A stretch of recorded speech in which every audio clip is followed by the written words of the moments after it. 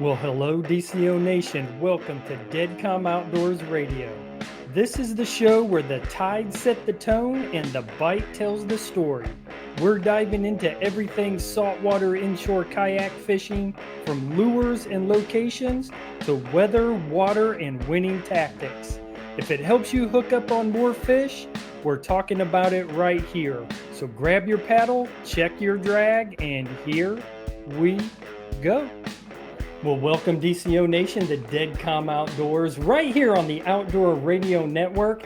My name is Chris, but before we jump into the show, I'd love to invite you guys to follow me on all my social medias, Instagram, Facebook, Spotify, YouTube. If you guys are into the long form videos, you guys can catch all of my kayak adventures over there on YouTube. You'll never miss a show. You'll get all the fishing updates.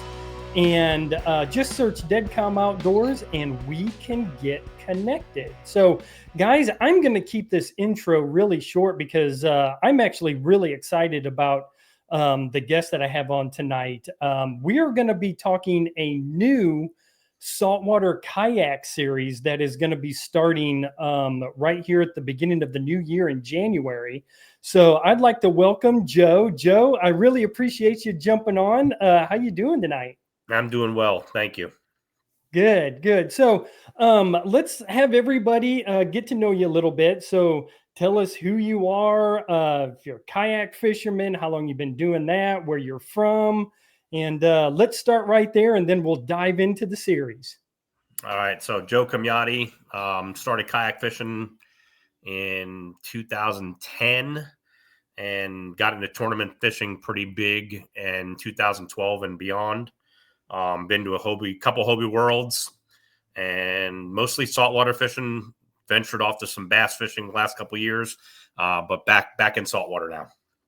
Okay, great, great. So I take it you are in a Hobie kayak then? I do fish out of a Hobie, correct? Yes. Okay. Well, I'm dying to know, what does your rig look like? What do you got on it? So I fish out of two different Hobies. So sometimes I fish out of a PA-14. That's just a standard one that I use when it's a series with no motors. And then when I can fish a series that has motors, I fish out of a PA-17. And I run a Torpedo 1103 on the back. And I also have a 36-volt 112 bow mount that I run. And depending on where I'm going to fish is depending on what motors I use. Oh, okay. Well, I'm definitely going to have to pick your brain about the motors because I am thinking about getting one and putting it on the back of my. I run a Hoodoo Impulse 120, and I've always been kind of wanting to explore some more water as well. Of course, with a kayak, always a little bit limited with the distance you can go or tides or whatnot, and so I just want to open up my world a little bit more. So I'm probably going to pick your brain a little bit about some motors here at another time though. So no problem. Yeah. So appreciate that. Yeah, man, you may be my go-to here. So before we actually jump into the series, talk to me about the Hobie Worlds. I've only heard about this a couple of different times. So you said you qualified for that. How do you do that? So they have in 2018, I fished the IFA series, and the IFA series had a qualifier in Sarasota, Florida, and I won that event, and that qualified me for the Hobie Worlds we had in Louisiana that year. And then I fished a bass tournament on Kentucky Lake, which was the Hobie Bass Open Series. And I finished second place at that event. And that event, first and second place got the qualifying to go to that series. And we went to Australia on that one. Wow. Now, is that a team event or is that an individual? It's kind of like both. There's like 8 or 9 team members from each country to go, but it's more of an individual. When you get there, you're battling individually, not so much as a team. Okay. And how many's on the team? I'm sorry if you had said it. How many guys are on it, or people? It depends. Each country kind of gets a little bit of different entries. Like the Australians, they usually bring 9 or 10. Um, the U.S. team sometimes is 6 to 9, depending on how many qualifiers they had. And then the European team, I think they bring 7. And then there's a couple individual countries that show up that maybe have 1 or 2 anglers on it. Oh, okay. Okay, great. Yeah, I don't know that much about it. Like I said, I don't know if they advertise that a lot, but I've only heard it, just a couple of different times. So that is awesome. Congratulations. That's got to be a thrill. Yeah, it's a big, accomplishment when you get to that level and you get the invite to travel and go to different countries to fish. Like I went to China a couple of years ago and did a couple of tournaments in China also. Oh man. Well, okay. Well, my mind is already spinning. I've already got another show in mind. I'm going to have you back on That's and perfectly fine. and we're going to talk some big time, kayak tournament fishing and world tournament fishing. So again, that's for another time, but let's jump into why we're here.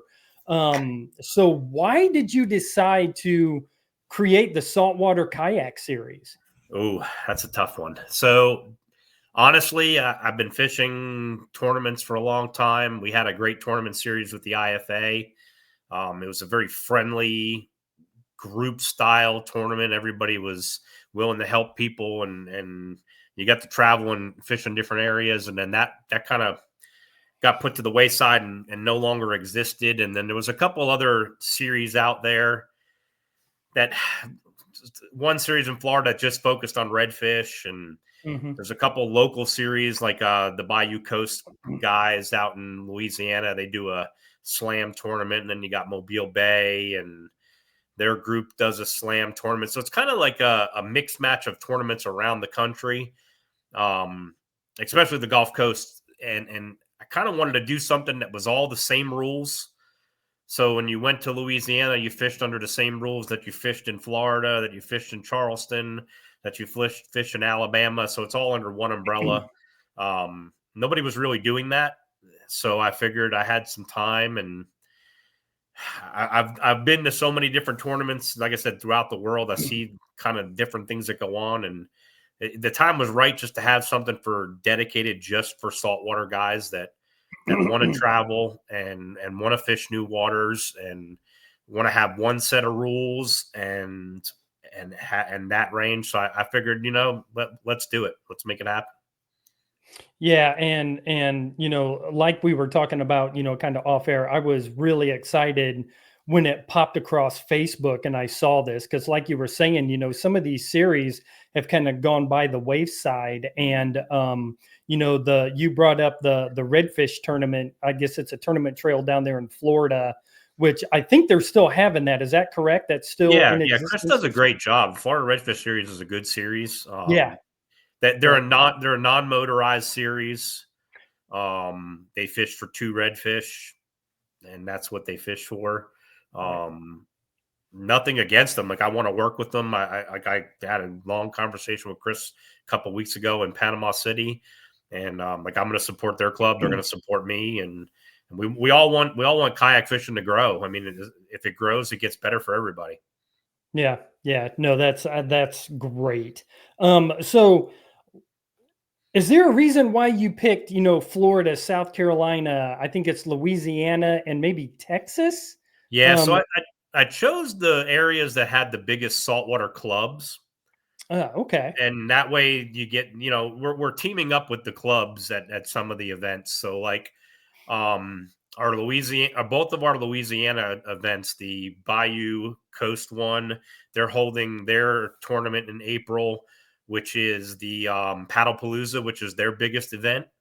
So we're piggybacking in on that, and we're going to bring our event there, so then they can fish our event and we can fish their event and get a lot more people to their event. We're also piggybacking them in Lake Charles, Louisiana.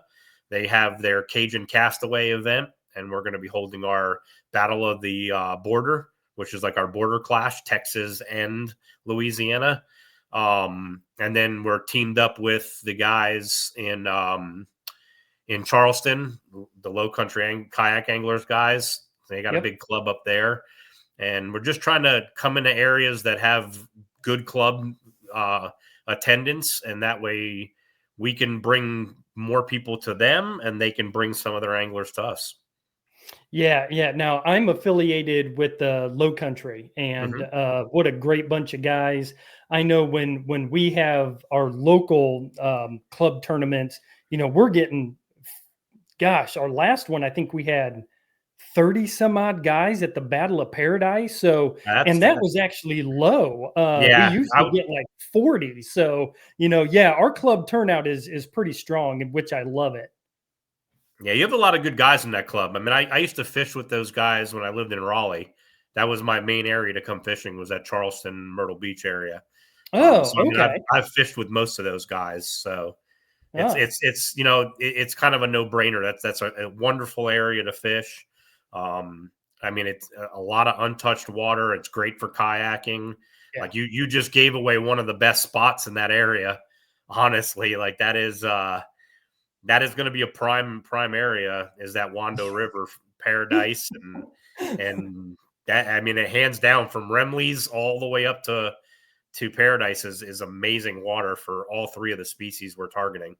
Yeah, well, let's not let that out. We won't tell anybody about the Wando River. And a matter of fact, I just fished there on Sunday, and I did pretty well. The front half of the day was not good, but the back half got on a good redfish bite around some docks. So, but yeah, man, I love the Wando River. You're exactly right. It's a great fishery. Yeah, I've won a lot of tournaments on that river, and I've had a lot of heartbreaks on that river. Yeah, I think we all have. I think we all have. Yeah, man. It's that's the Wando. That's the Wando. Yeah, I've gone out there and gotten skunked. It's like, okay, I'm gonna hit here, hit here. Nothing is there. You go out a week later and you can just slay them. But it is that's so tide dependent on that river that it's if 100%. you don't hit it right, you can have a long day of just covering a lot of water.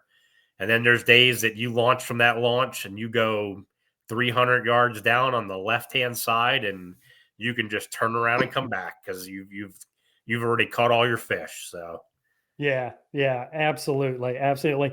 Well, Joe, hang on. That first segment flew by, and so guys, don't go anywhere. We're talking the new Saltwater Kayak Series, and you're listening to Dead Calm Outdoors right here on the Outdoor Radio Network. Well, welcome back, DCO Nation, the Dead Calm Outdoors. I'm speaking with Joe. He is the series director of the new Saltwater Kayak Series that is going to be debuting and kicking off in January 2026. So, Joe, again, I really appreciate you jumping on, but let's talk about the tournaments themselves. So, how is the tournament going to be run? Let's talk about, it's a CPR event. Is that correct? correct, it is a CPR event. Yes. Okay, so talk to me about the tournament day itself. Scoring, how you break down the eligible waters, all of that.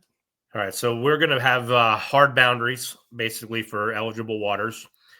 You have to launch inside the hard boundaries, but you can fish outside the hard boundaries. So if you have a launch that's on a major road and that's the boundary, you have to launch from that launch, but you can go outside the boundary to fish. You just have to take out inside the boundaries. Um, we have a lot of areas that don't have access, and I don't want to limit people from fishing areas that they want to fish. So as long as they launch inside the boundaries, they can fish anywhere, but they have to come back inside the boundaries to take out on boundary wise. The CPR will be CPR of a slam. So it will be the Tampa event will be the only one that we will have snook in. So the Tampa event will be snook, redfish, and trout. The rest of the series will be flounder, redfish, and trout. So the slam will trump two fish. Two fish will beat one fish, no matter what the length is. So if only one person gets a slam and everybody else has two fish, even if that person's slam is smaller than the other people's two fish, they will trump them out because the slam will always trump the other fish. Okay. Um, Okay. yeah, we'll be running everything on Fishing Chaos. So it'll basically be downloading the Right. fish and we'll be scoring them from there. Um, yeah, so I mean, it's pretty simple. It's like we already do most of the time. We're not having slot sizes. A lot of the other tournaments have slot sizes. Our slot will be the measuring board. So your Ah, redfish, okay.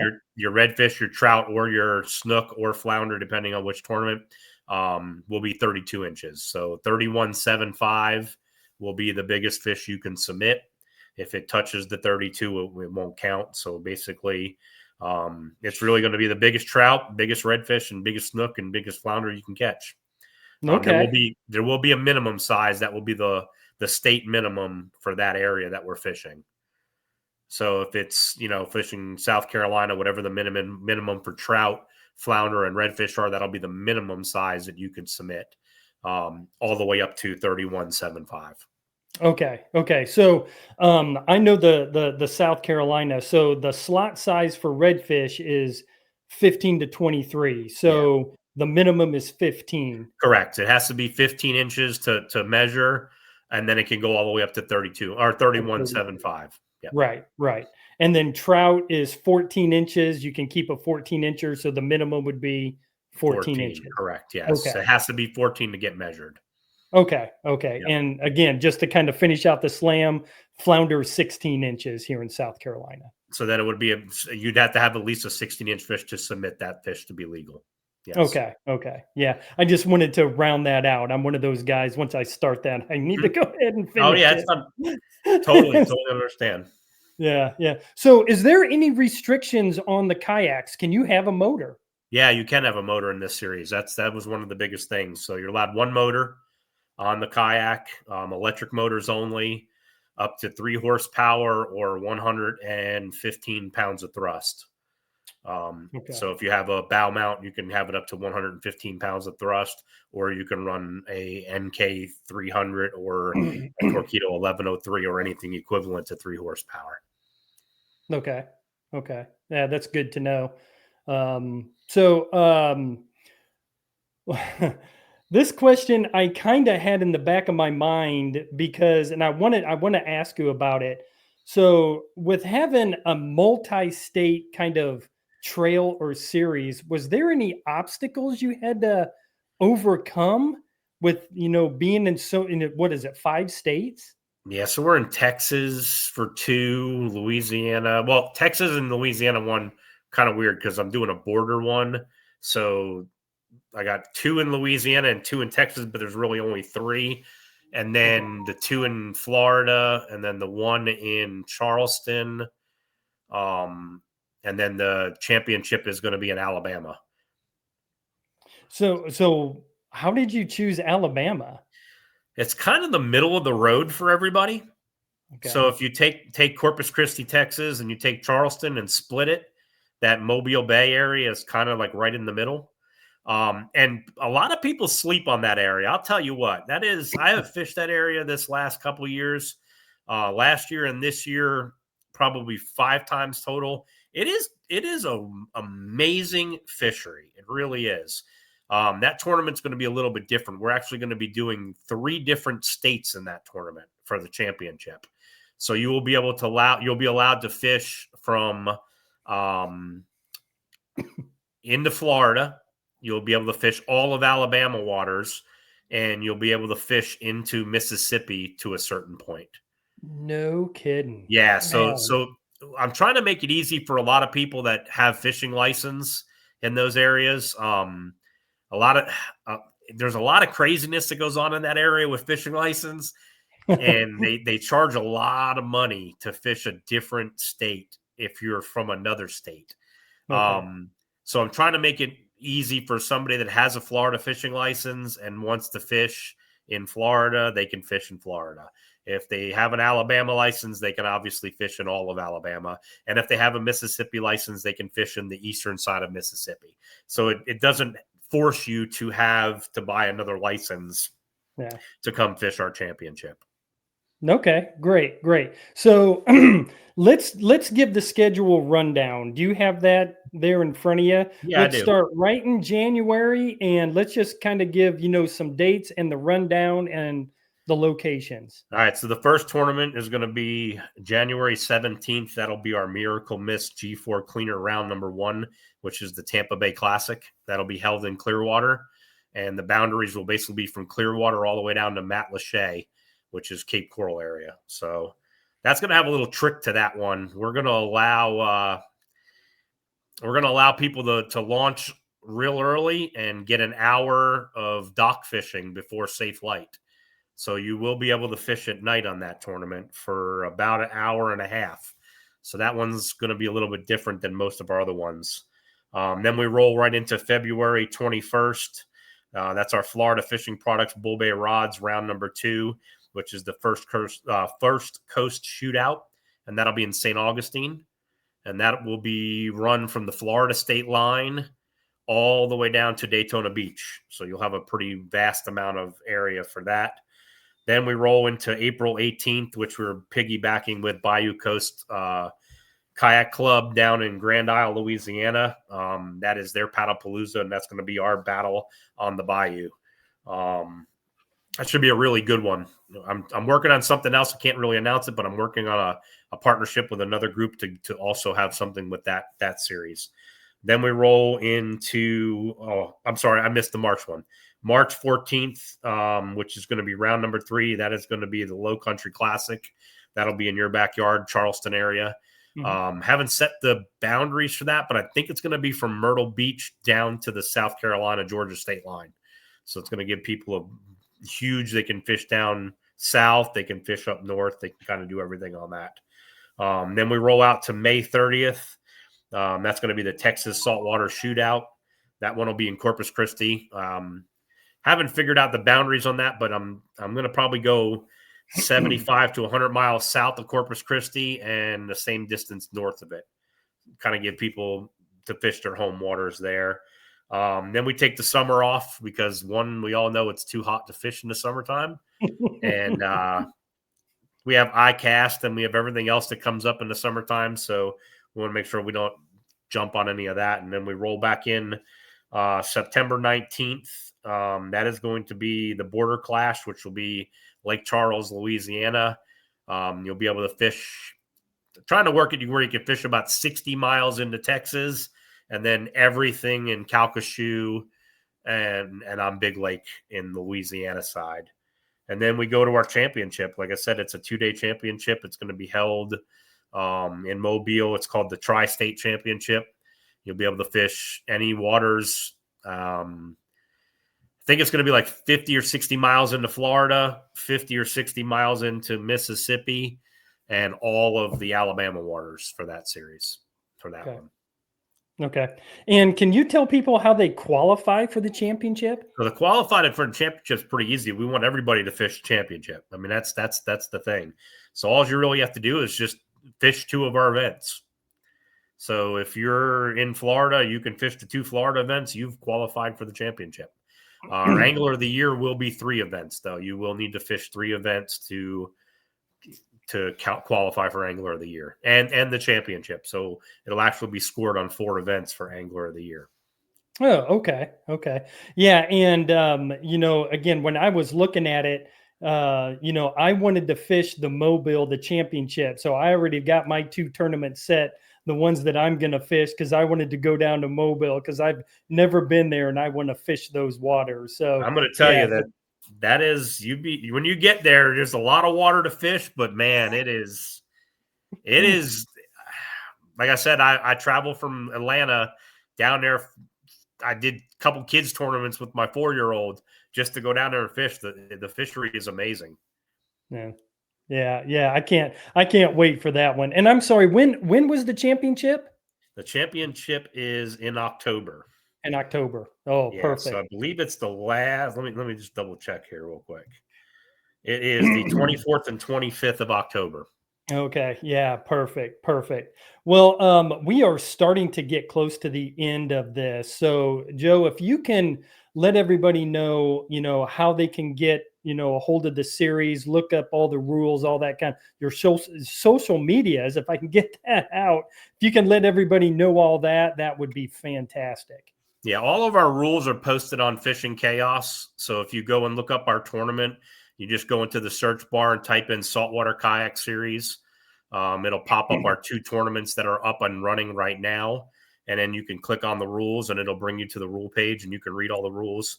Highly suggest read the rules because there's some stuff in there that is usually not in a lot of other series. So that all of our social media stuff is Saltwater Kayak Series on Facebook, Saltwater Kayak Series on Instagram. Basically all of that same stuff as email is saltwaterkayakseries@yahoo.com if anybody needs to get a hold of me. But basically rules on Fishing Chaos, Saltwater Kayak Series on Facebook, and Saltwater Kayak Series on Instagram. Yeah, awesome. Awesome. Like I said, I am super excited about it to see another series come on.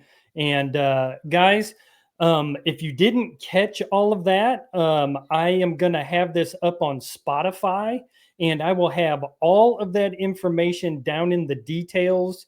So again, Saltwater Kayak Series is really the only thing you need to know, and you can get on the socials and look it up. So Joe, I really appreciate you coming on, and I am definitely going to have you on again because I want to talk world kayak fishing with you. So again, I really do appreciate you coming on.